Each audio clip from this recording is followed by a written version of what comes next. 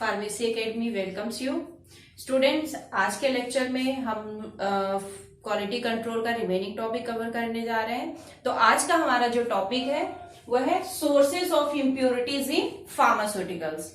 यानी जो हमारा फार्मास्यूटिकल्स है या फिर हमारे जो फार्मास्यूटिकल प्रिपरेशंस हैं उसमें क्या रीजन है, किसकी वजह से इम्प्योरिटीज आ जा रही हैं। इम्प्योरिटीज की मैं बात करी तो अब सबसे पहले आपको पता होना चाहिए कि इम्प्योरिटीज होती क्या है। तो सबसे पहले मैं बता दूं कि impurities are the unwanted foreign particles which are accidentally incorporated in your pharmaceuticals preparations।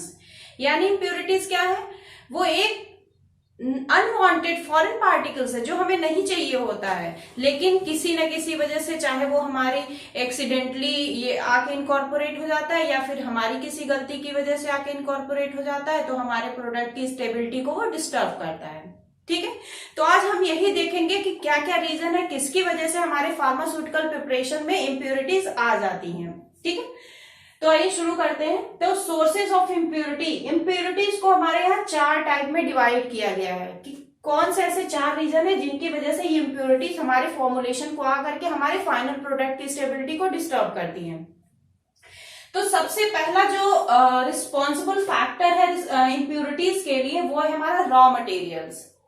ठीक है, रॉ मटेरियल्स आप लोग सभी लोग जान रहे होंगे, या तो ये किसी नेचुरल सोर्स से हमें मिलता है या फिर किसी केमिकल मेथड के थ्रू सिंथेसाइज किया जाता है। ठीक है, तो होता क्या है कि जो नेचुरल सोर्सेज हैं, केमिकल मेथड जो सिंथेसाइज के लिए हम यूज कर रहे हैं, उसके साथ साथ कभी कभी इम्प्योरिटी इनकॉर्पोरेट हो जाती है जो हमारे फाइनल प्रोडक्ट को डिस्टर्ब करती है। तो एक रॉ मटेरियल भी हमारा सोर्स है इम्प्योरिटी का। ठीक है, अब हम दूसरे मेथड पे आते हैं। जो दूसरा रीजन है इम्प्योरिटी का वो है मेथड ऑफ मैन्युफैक्चरिंग। यहाँ पे देखिए मैंने MFG लिखा है, MFG का मतलब है मैन्युफैक्चरिंग। ठीक है, तो मेथड ऑफ मैन्युफैक्चरिंग में इतने सारे फैक्टर है हमारे रिस्पॉन्सिबल हो जाते हैं इम्प्योरिटी को कॉज कर, इम्प्योरिटी को इन्वाइट करने के लिए इतने सारे फैक्टर है हमारे पास। तो हम एक एक करके डिस्कस करते हैं इनको। पहला हमारा रिएजेंट यूज्ड। रिएजेंट यूज्ड यानी जो भी हम कोई फॉर्मुलेशन बनाते हैं उसमें हमारे केमिकल्स रिएजेंट यूज होते हैं। तो अगर हमारे जो रिएजेंट यूज हो रहे हैं हमारे फॉर्मुलेशन में, अगर उसमें इम्प्योरिटी प्रेजेंट होगी तो वो इम्प्योरिटी हमारे फाइनल प्रोडक्ट के साथ भी मिक्स होती जाएगी और वो एलिमिनेट तो हो नहीं रही है, तो हमारे फाइनल प्रोडक्ट के साथ वो बनी रहेगी, तो हमारे प्रोडक्ट की स्टेबिलिटी को डिस्टर्ब करेगी। तो एक ये जो रिएजेंट होते हैं वो भी एक बहुत बड़ा सोर्स होते हैं हमारे इम्प्योरिटी को हमारे प्रिपरेशन में लाने के लिए। जैसे कि हम लोग प्रीवियस लेक्चर में डिस्कस कर रहे थे limit test for chloride sulphate, तो हम कर क्या रहे थे उस टेस्ट में, हम इम्प्योरिटी को डिटेक्ट कर रहे थे। इम्प्योरिटी को डिटेक्ट करने के लिए आप स्टैंडर्ड चीजों को यूज कर रहे थे, जैसे आप क्लोराइड का कर रहे थे तो जितने भी रिएजेंट आप यूज कर रहे थे वो क्लोराइड फ्री यूज कर रहे थे। ठीक है, तो ऐसे ही आपके जो रिएजेंट हम यूज करते हैं उनमें अगर इम्प्योरिटी प्रेजेंट होती है तो वो हमारे प्रोडक्ट को डिस्टर्ब करती है, और एक ये भी सोर्स है हमारे प्रोडक्ट में इम्प्योरिटी को इनकॉर्पोरेट करने का। इसमें जैसे आपका एग्जांपल हो जाता है आपका, जैसे हाइड्रोक्लोरिक एसिड हो गया, सल्फ्यूरिक एसिड हो गया, इसमें आपके क्लोराइड और सल्फेट की इम्प्योरिटी प्रेजेंट होती है। ठीक है, दूसरा हमारा इंटरमीडिएट प्रोडक्ट। अब ये इंटरमीडिएट प्रोडक्ट क्या है, इसको मैं आपको बहुत सीधी तरीके से थोड़ा सा बताती हूँ कि मान लीजिए आप कोई प्रोडक्ट बनाना चाह रहे हैं, तो प्रोडक्ट को बनाने के लिए पहले आपको रॉ मटेरियल चाहिए, यानी आपको सॉल्यूट चाहिए, सॉल्वेंट चाहिए, तब सॉल्यूशन बनेगा आपका। ठीक है, तो मान लीजिए आपने A लिया प्लस मिला दिया इसके साथ B। ठीक है, तो आपको मिला C प्लस D। ठीक है, जिसमें D तो आपका प्रोडक्ट हो गया जो फॉर्म हुआ, लेकिन C जो हम नहीं चाहते थे फॉर्म हो, लेकिन C फॉर्म हो रहा है, तो ये जो C होता है यही हमारा इंटरमीडिएट प्रोडक्ट होता है। ठीक है, जो ना चाहते हुए भी हमारे प्रोडक्ट में ये आके मिल गया है, फॉर्म हो गया है, तो ये इंटरमीडिएट भी प्रोडक्ट एक तरह से इम्प्योरिटी की तरह आपके सैंपल में प्रेजेंट रहता है। इसमें एक और एग्जाम्पल मैं आपको दे दूं कि जैसे आपको ब्रोमीन के साथ हम सोडियम हाइड्रोक्साइड को मिक्स करते हैं तो हमें बनता है सोडियम ब्रोमेट NaBrO3, और साथ में आपका बनता है सोडियम ब्रोमाइड NaBr। ठीक है, हमें बनाना था ये, ठीक है, यानी सोडियम ब्रोमाइड के प्रिपरेशन में हम जब ब्रोमीन को सोडियम हाइड्रोक्साइड के साथ रिएक्ट करते हैं तो सोडियम ब्रोमाइड तो बनता ही बनता है, लेकिन साथ में सोडियम ब्रोमेट भी बन जाता है आपका। और इस सोडियम ब्रोमेट को अगर दोबारा से हम हीटिंग प्रोवाइड करते हैं, हीट करते हैं, इसको गर्म करते हैं, तो ये अगेन चेंज हो जाता है सोडियम ब्रोमाइड में। लेकिन ये पूरा पूरा खत्म नहीं होता है, आपके पूरे रिएक्शन में ये इंटरमीडिएट प्रोडक्ट के फॉर्म में प्रेजेंट रहता है एज अ इम्प्यूरिटी। ठीक है, तो ये हो गया आपका इंटरमीडिएट प्रोडक्ट जो हमेशा आपके सैंपल में प्रेजेंट रहा। ठीक है, अब हम बात करते हैं reagent used to eliminate impurity. ठीक है, होता क्या है कि हमारे सैंपल में अगर कोई इम्प्यूरिटी प्रेजेंट होती है तो हम उसको रिमूव करने के लिए करते क्या है, उसमें कोई अदर सैंपल मिक्स करते हैं जिसकी वजह से या तो इम्प्यूरिटी वो डिसॉल्व हो जाती है या फिर प्रेसिपिटेट होकर के सेपरेट आउट हो जाती है। तो मान लीजिए कि हम जो रिएजेंट यूज कर रहे हैं इम्प्यूरिटी को निकालने के लिए, उसी में हमारी इम्प्यूरिटी प्रेजेंट है, तो क्या करेंगे हम। ठीक है, इसमें आपको सीधा सा एक एग्जांपल दे देती हूँ। जैसे कैल्शियम कार्बोनेट होता है, उसमें सॉल्युबल एल्कली प्रेजेंट होता है एज अ इम्प्यूरिटी। ठीक है, आपका HCl हो गया, आपका H2SO4 हो गया, उसमें भी आपके क्लोराइड और सल्फेट जो है आयंस प्रेजेंट होते हैं इम्प्यूरिटी के फॉर्म में। तो रिएजेंट आप जिसको यूज कर रहे हैं इम्प्यूरिटी को खत्म करने के लिए, वही आपके एक इम्प्यूरिटी का सोर्स भी हो सकता है। ठीक, नेक्स्ट हम बात करते हैं सॉल्वेंट यूज्ड, यानी सॉल्वेंट जो हम यूज कर रहे हैं। हमारे फार्मास्यूटिकल्स प्रिपरेशन में वाटर एक ऐसा सॉल्वेंट है जो बहुत ज्यादा यूज किया जाता है। ये प्यूरिफिकेशन के लिए, प्रिपरेशन के लिए, फॉर्मुलेशन के लिए, हर चीज में वाटर यूज करते हैं हम लोग। तो वाटर में हमारे ट्रेस अमाउंट में हमारे calcium, magnesium, sodium, chloride ions भी प्रेजेंट होते हैं। तो अगर वाटर हमारा प्यूरिफाइड फॉर्म में नहीं होगा, आयन से फ्री नहीं होगा, तो ये भी एक इम्प्यूरिटी का सोर्स हो सकता है। ठीक है, नेक्स्ट जो पॉइंट है वो है हमारा एटमॉस्फेरिक कंटामिनेशन। एटमॉस्फेरिक कंटामिनेशन यानी हम एटमॉस्फेयर की बात कर रहे हैं, अपने सराउंडिंग के बारे में जरा आप सोच के देखिए, आपके सराउंडिंग में क्या क्या हो सकता है। आप जहां रहते हो वहां डस्ट पार्टिकल्स भी होते हैं, गैसेस भी प्रेजेंट होते हैं, जैसे कार्बन डाइऑक्साइड हो गया, हाइड्रोजन सल्फाइड, सल्फर डाइऑक्साइड, सब हमारे इन्वायरमेंट में प्रेजेंट होते हैं।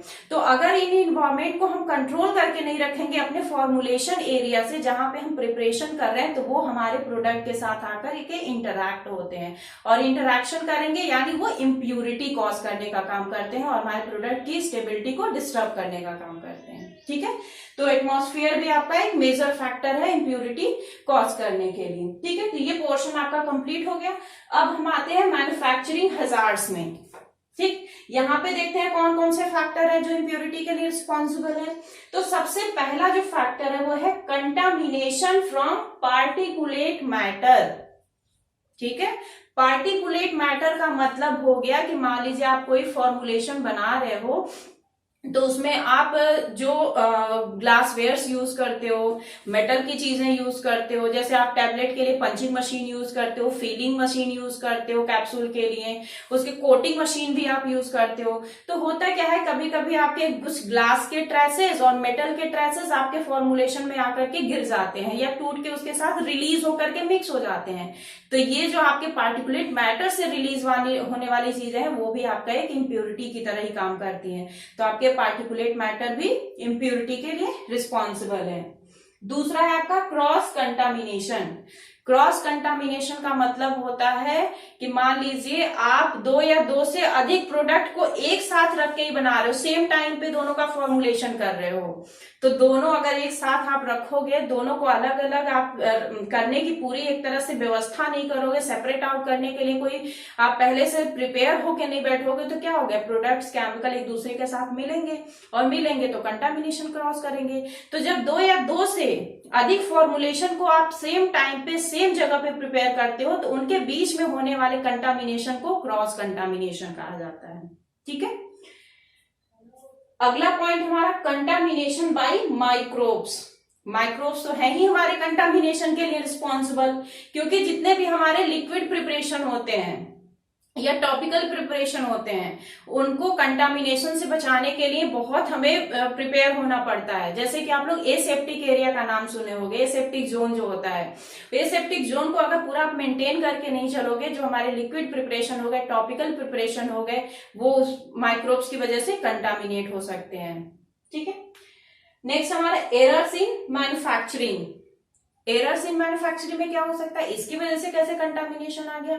एरर्स इन मैन्युफैक्चरिंग में कि मान लीजिए आप कोई सॉल्यूशन बना रहे हो, सॉल्यूशन बनाने के लिए आपको दो चीजें चाहिए, सॉल्यूट चाहिए और सॉल्वेंट चाहिए, लेकिन आप जल्दी जल्दी में इतनी तेजी में काम कर रहे हो कि आप अच्छे से मिक्सिंग नहीं किए दोनों को, तो क्या होंगे, सॉलिड पार्टिकल्स आपके ऐसे ही सॉलिड जो आपका सॉल्वेंट होगा, सॉरी सॉल्यूट होगा, वो ऐसे सॉलिड फॉर्म में पड़ा रहेगा, उसमें अच्छे से मिक्स नहीं होगा।